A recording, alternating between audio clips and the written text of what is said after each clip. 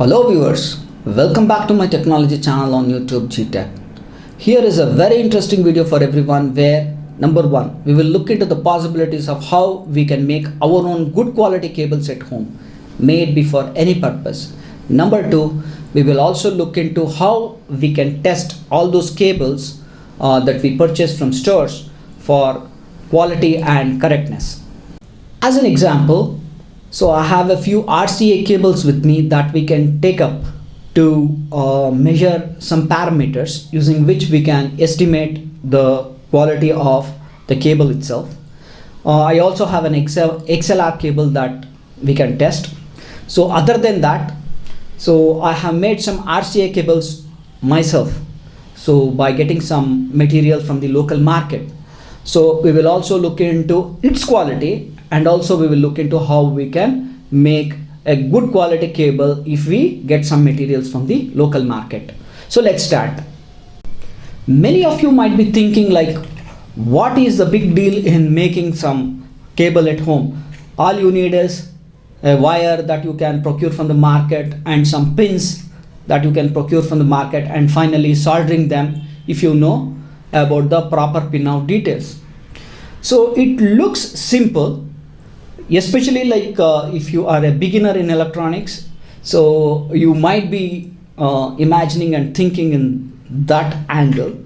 So actually it is not that very simple, because there are certain properties cables exhibit, so due to which actually the final performance of the cable itself depends on. So I think like we have to start with some fundamentals on the whiteboard. So I will not take much time, probably I will try to explain it in 2-3 minutes. So after that you will get to know like what are those important aspects that you need to consider when you, number one, make cables at home yourself, or also when you purchase cables from stores. So let's go to the whiteboard. As an example, here I have taken up a coaxial cable. So you can take up any cable for that matter and the same things apply. As you can see here, any cable exhibits number one, resistance, number two, capacitance, number three, inductance as its length increases. So the more the length, the higher the resistance. More the length, its capacitance increases. More the length, its inductance increases. And the capacitance mainly depends on the cores in the wire itself. For example, in a coaxial cable, you have a central lead and a metal mesh surrounding the central lead, separated by some plastic material. So between those two leads, that is the external mesh and the central lead, so it starts exhibiting capacitance. And for many purposes, radio, audio, etc., a coaxial cable is very important because it is used at home and it is also used outside extensively. So now, as we can see here, with the length of the cable, so as the length of the cable increases, its resistance, its capacitance and its inductance also increase. So if these three things increase, the performance of the cable decreases. So what does that mean? A good quality cable exhibits very minimum resistance, it exhibits very minimum capacitance and a very minimum inductance. So if we want to build a good cable, so we have to check these things. We have to stop, we have to reduce the resistance of the cable, reduce the capacitance, reduce the inductance. So how can we do that? So manufacturers use different methods, starting from say having some good quality cables, good quality pins, and also their manufacturing techniques in order to reduce these things. So when we are building cables at home, even we can look into certain aspects using which probably you can build cables with all these things at minimum level. So now let us also look into how we can measure the resistance, capacitance and inductance of a cable through some entry level meters itself. So I don't have expensive meters with me, so with some entry level meters whatever I have, so let's test some cables and see like how they perform. So I have also built some cables, some RCA cables myself, so by getting some material from the local market. So let's also test it and see how it measures to how it has come up. So let's do it. So to start with, let us look into like how I built some RCA cables recently for my audio requirements at home. So here is one of those cables. So as you can see from the outside, it looks reasonably good. So these pins are supposed to be gold plated, but I doubt, because it did not cost me much. So for that price it's impossible to get a gold plated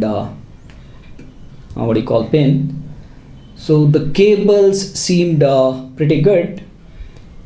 The central lead is thick enough, the outer sleeve is also good,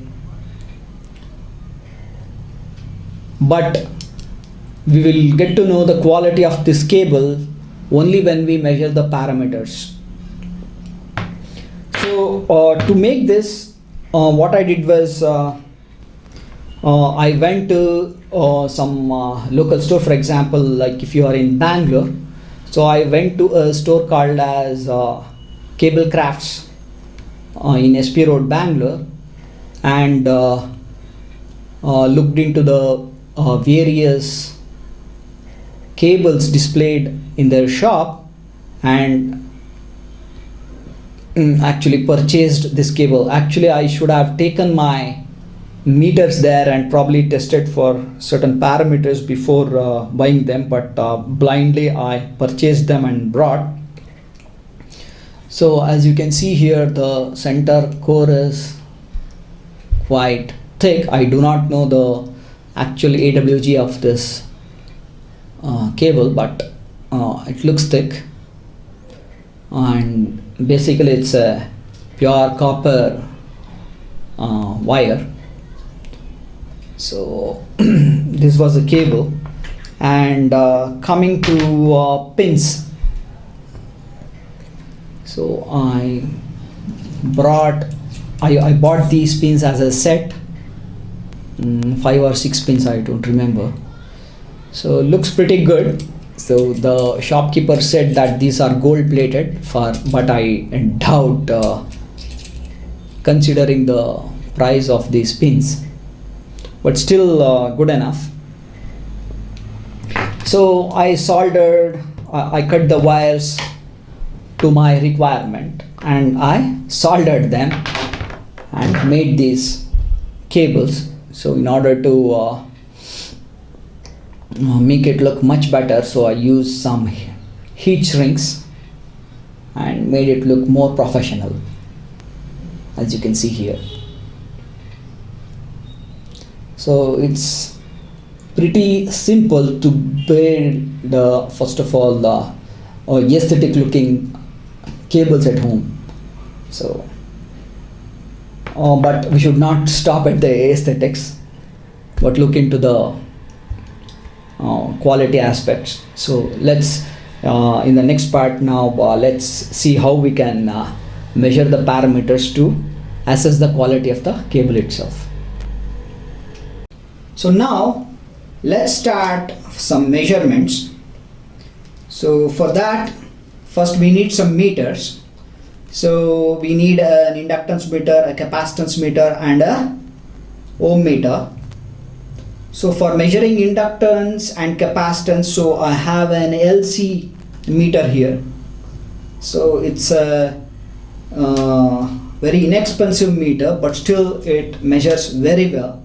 I have some branded meters also, but this particular meter measures similar or even better than those meters. So that's what I feel.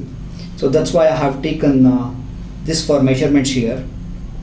So then I have some wires, so which we use, which we shall take up as examples and note down the values and see how we can compare them. So we will obviously also take up the cable that I made at home, and we will measure that also and see like if it is of any use or if it is of any good.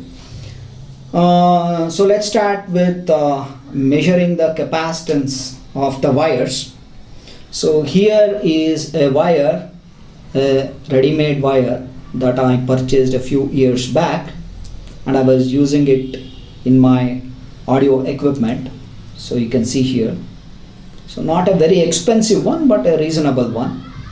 So now most important point is to measure the capacitance. So what you need to do is the opposite end is just open, so you're not going to do anything for this.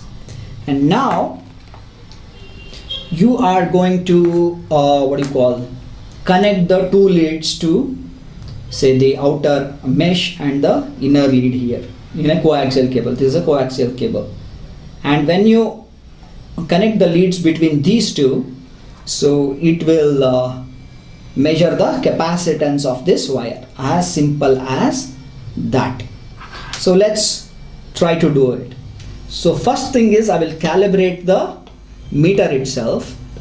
So to calibrate the meter, like as per the manufacturer, I have to short it, and then he has given a button that I need to press. So now it's calibrated. So then what I'm going to do is I'm going to connect the central lead here and the outer. So I have to connect it without shorting, which is very important. So okay, so now this wire is measuring 163.4 picofarad, 163.4 pf of capacitance, so for a particular length. Okay, so this is my first wire where I'm measuring the capacitance. So now let me take up another wire. Okay, so here is an RC to stereo cable. As you can see here, so it's an RC to stereo cable, not a very good quality one, but usually most of the people buy these kinds of cable itself because they are cost effective. So but still let's measure and see. So I'm going to keep the other end open, and now connect the, so it's measuring about 102 pf, 102.1, so 102.1 pf, not bad. So let's take a couple more cables and see, like let's take up the cable which I made. So here is the RC cable that I made. So now let's measure the capacitance of this cable. Okay, so the negative lead I will cover. So as you can see, the cable that I made is exhibiting 111.1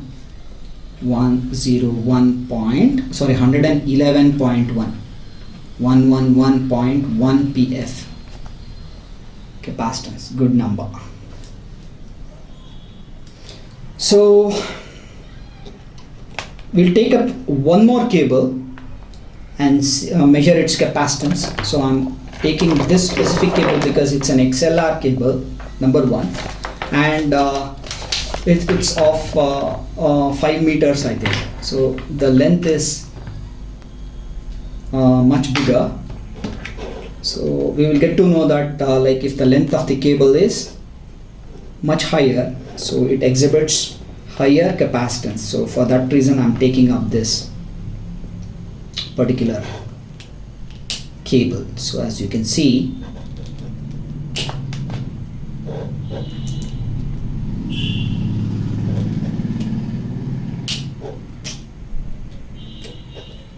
okay, as you can see here, sorry, if I touch its capacitance changes. So as you can see here, it's exhibiting 403.8 or 9, 403.8, let us take it as 403.8 pf. So 403.8 pf is the capacitance that this particular cable is exhibiting. So that's about it. So the first cable exhibited 163 pf, second one 102, third one 111, which I made, fourth one is 403. So which means the cable that I made, that is 111 for its length, so not bad at all. So which means the first factor is fulfilled. Let's now measure the inductances of these cables and see like how they measure up to. So for this, most important thing is like my meter is it's finding it difficult to measure the values. So first let us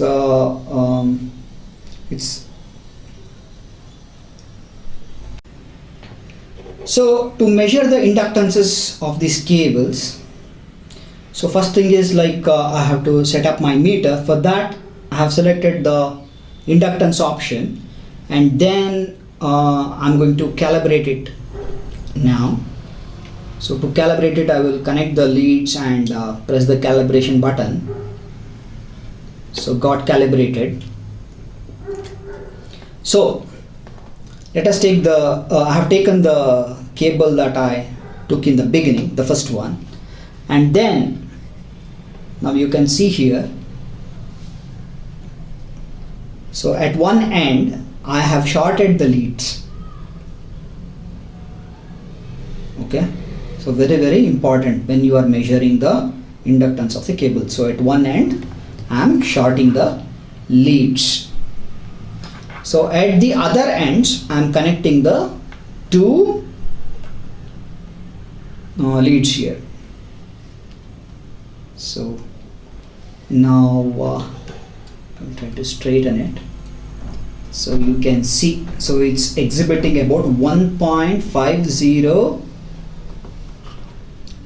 It's varying a little bit. So we can take it as 1.5 or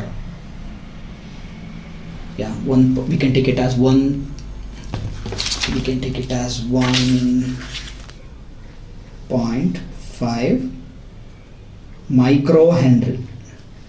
Okay, so this is the measurement for first cable. So let me take up the other cables and test the same.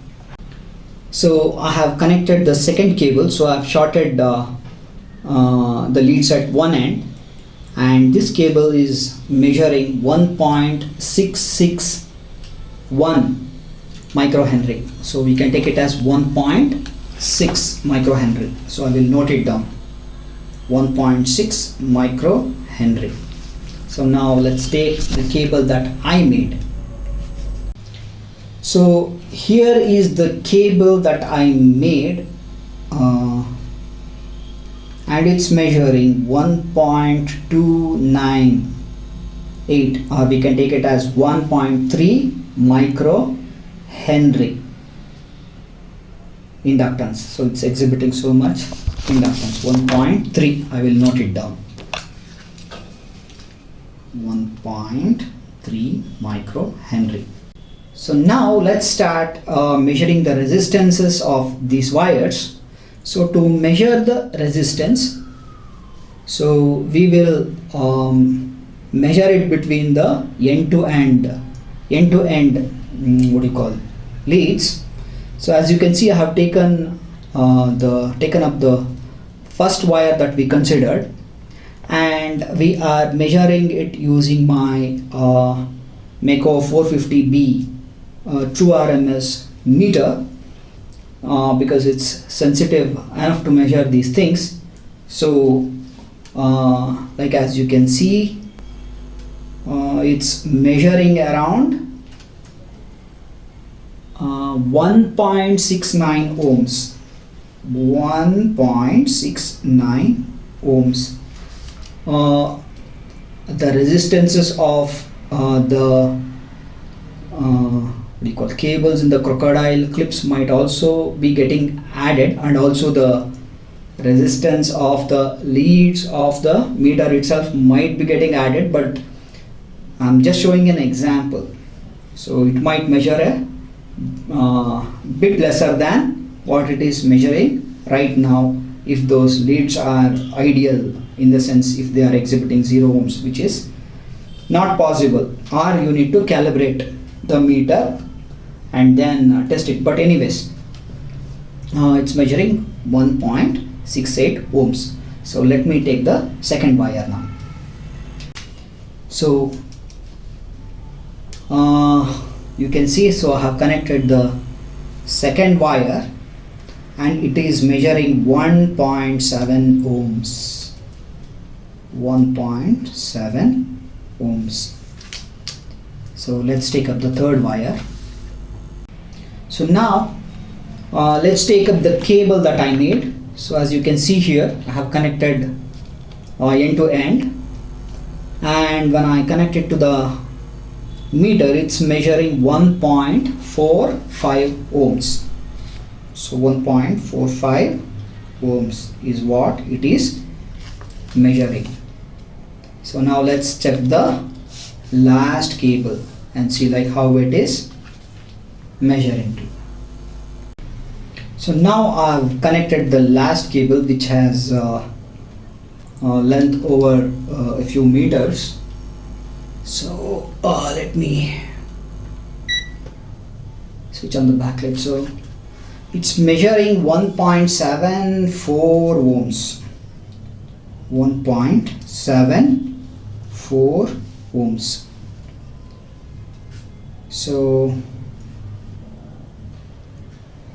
So that's pretty much it. Let us look into like how each cable is performing now.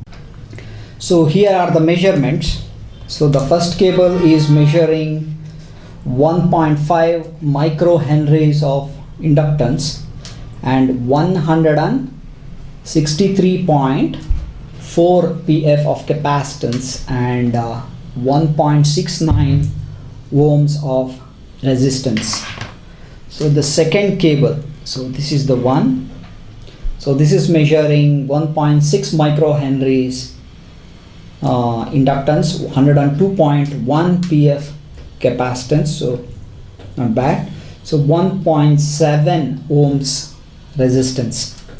So the third cable, so this is the cable that I made. So it's measuring how much? 1.3 microhenries of inductance, so 111.1 pf of capacitance and 1.45 ohms of resistance. So the last cable, the XLR, which I use for microphone, so this is measuring 2.9 microhenries of inductance, 403.8 pf of capacitance and 1.74 ohms of resistance. So which means, so we can build quite good quality cables at home. So that's what I wanted to prove. So, and we can build it cost effectively. For example, good quality RC cables, you know, it's very expensive. So 5 to 10 times expensive than what you can make at home. So I forgot to tell you one point. So if the capacitance of a cable increases, so as you know, a capacitor blocks DC, so it blocks lower frequencies. So when it blocks lower frequencies, so at the output, so those frequencies reduce. Number two, if a cable exhibits inductance, so as you know, inductors let through low frequencies, but they block higher frequencies. Basically, they show resistance or impedance to higher frequencies. So which means, once again, it's going to have an adverse effect when it comes to the signal at the output. Like if you input a flat frequency response input at the input, at the output you would see the spectrum varying at certain varying with amplitude, I mean to say, at certain frequencies. So that's how it's going to affect the thirdly, like when a cable exhibits resistance, so overall it's going to reduce the strength of the signal over a particular distance. So one other point is, so when L and C act together, so the cable itself will start behaving like a antenna. So it will start attracting RF, and probably the signal that you are passing through the cable might get injected with external noise. So it will start behaving like an antenna. So a good cable exhibits less and less of these properties to make it better and better. So I hope this video was interesting and educative. So if you like this video, please click on the like button, bell button, everything. So also, if you like to receive notifications about my future videos, I'm making some very good videos on audio amplifiers. I'm also restoring an audio amplifier, which is once again a self-made amplifier, but a very highly rated one among the DIY audiophiles. So that's one of my future projects. So please subscribe to my video. So thanks for watching. Thank you.